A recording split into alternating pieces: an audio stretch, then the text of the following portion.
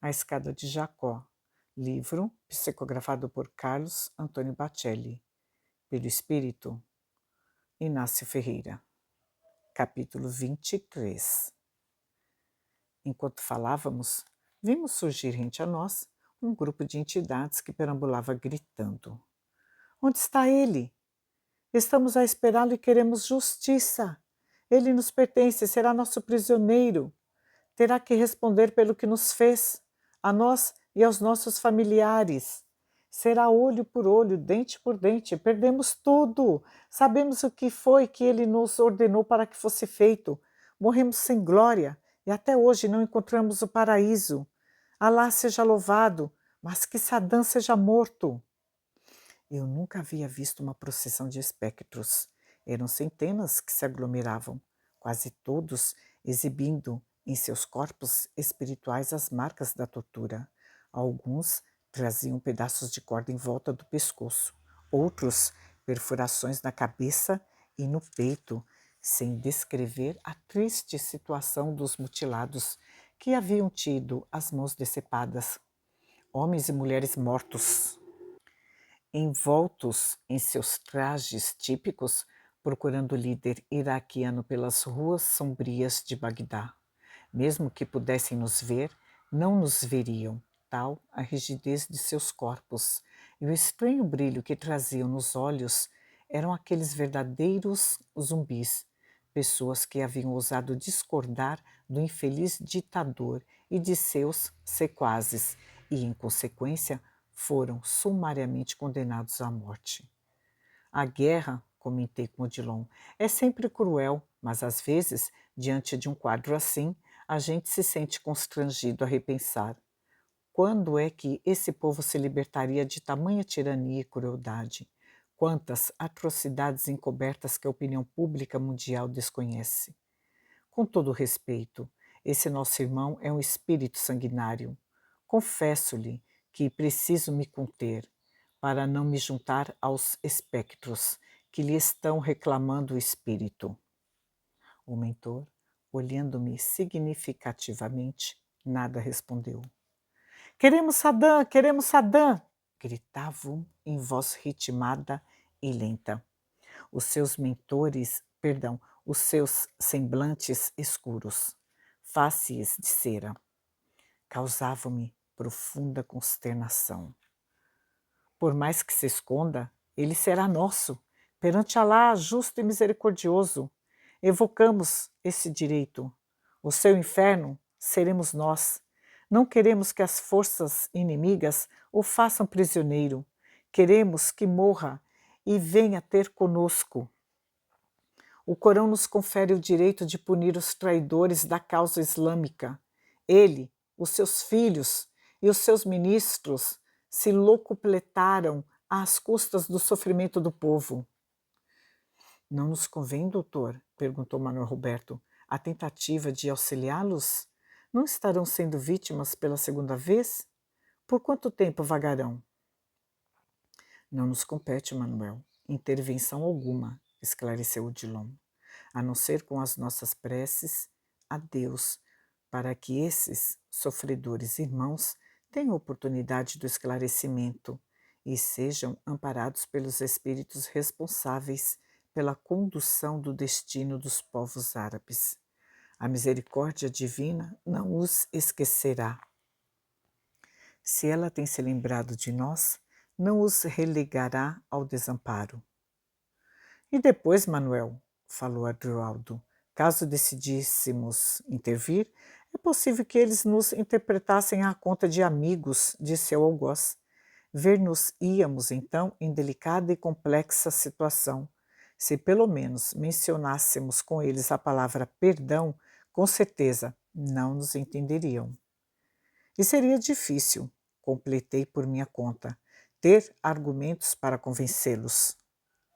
Aquela procissão de mortos-vivos, que cada vez mais engrossava, peregrinava pelos bairros da capital iraquiana em completa desordem.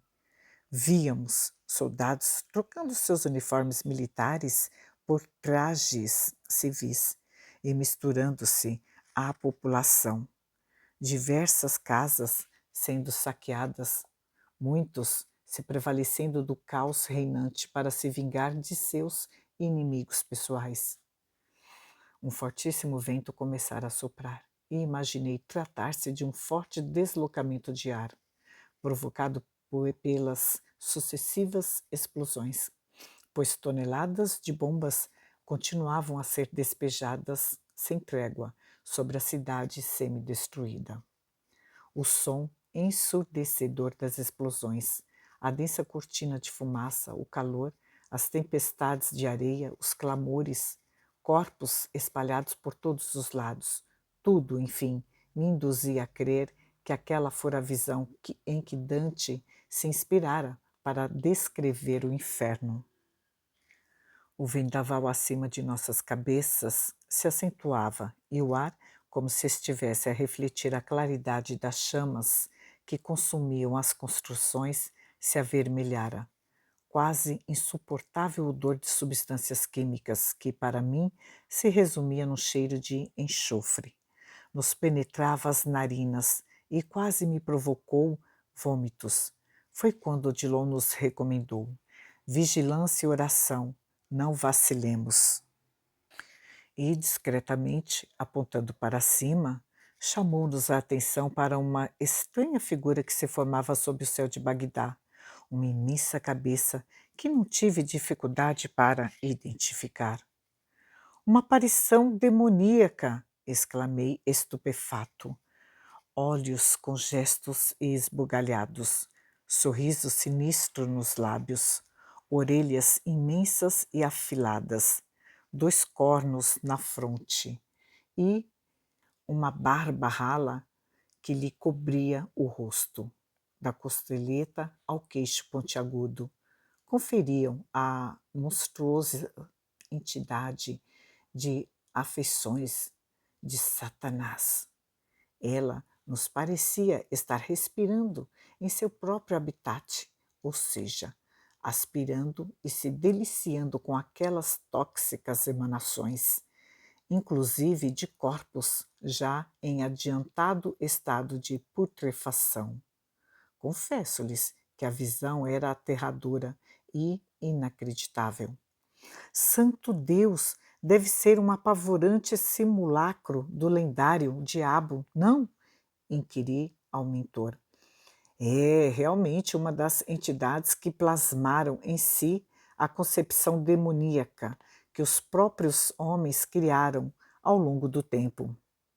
Lembro-me de uma representação exatamente igual num dos livros de minha biblioteca. Como é possível? Quantas entidades existirão assim? Infelizmente diversas, algumas com maior e outras com menor poder. Todos os espíritos a estarão vendo neste instante? Nem todos. Muitos apenas conseguem pressenti-la. Era estranho aquela imagem que se formara de inesperado à medida que sorvia as emanações deletérias. Parecia ganhar vida e movimento, e já se corporificava no dorso nu para cima, com seus traços me parecendo ainda mais nítidos. Ela, ou ele, não sei, girava a cabeça de um lado para o outro e continuava a sorrir, como um gênio do mal que observasse, de uma perspectiva que não sei definir, os seus agentes em ação. De quando em quando, os aviões me pareciam entrar-lhe pela boca escancarada, qual se estivesse sendo ela a vomitar bombas sobre o povo. Incrível, Dillon! Eu nunca tinha visto nada igual. Supunha que aquelas gravuras dos meus livros mais antigos fossem apenas fruto da criatividade mórbida de seus autores. Estampas encomendadas pela própria Igreja para aterrorizar os fiéis, intimando-os com a ameaça respectiva. Será que algum dos nossos irmãos encarnados a estarão percebendo? Algum médium por aqui? Qual se tivesse desenvolvido as suas percepções a ponto de ver e ouvir muito além de nós outros, o instrutor, com um leve aceno, nos convidou a dobrarmos uma esquina e adentrarmos pequena mesquita que ainda se mantinha de pé. Deparamo-nos, então, com um velho sacerdote que, ajoelhado na direção de Meca, de rosto prostrado, orava incessantemente. Ó poderoso todo, dizia ele, com a voz embargada e trêmula, intercedei pelo povo iraquiano. Estamos sendo castigados pelos nossos muitos erros, mas tende piedade de nós. Afastai o demônio. Por Maomé o profeta, nós vos pedimos, não vos deixeis à mercê de um inimigo mais inclemente que a própria morte. Alá, todo misericordioso, compadecei-vos de nós.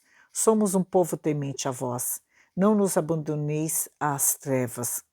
Afastai o demônio de nossos céus. E com insistência beijava o livro sagrado dos muçulmanos, que dos lábios erguia à altura da fronte, e sozinho, vestes cobertas de poeira e fuligem, prosseguia orando. Que sejais para sempre louvado. Somos tão pecadores que necessitamos de que os invasores venham com as armas nas mãos para nos libertar. Auxiliai-nos, ó Senhor de todo o universo. As nossas crianças e os nossos jovens estão morrendo. Libertai-nos, sim, mas tende piedade de nós. Estamos cansados de viver sob regimes de escravidão. Certamente ainda não podemos compreender qual é a vossa vontade. Aquele homem de fé inquebrantável deveria contar mais de 80 anos de idade. A sua aparência ascética deixava entrever uma vida de grandes privações naquela humilde mesquita, que as bombas não atingiam. Parece-me que o nosso irmão se encontra numa luta desigual, argumentei com os companheiros. No entanto, aproximando-se, Odilon tocou-lhe suavemente a fronte, e por fração de segundo, o ancião pôde vê-lo, confundido-o com a presença de um emissário de Alá. Prorrompendo em silêncios, agradecia de joelhos, erguendo-se e inclinando-se sucessivas vezes. Eu não sou merecedor das vossas graças, ó Altíssimo. Sei que jamais nos abandonastes e nunca nos abandonareis. O demônio não prevalecerá sobre nós, porque sempre estivestes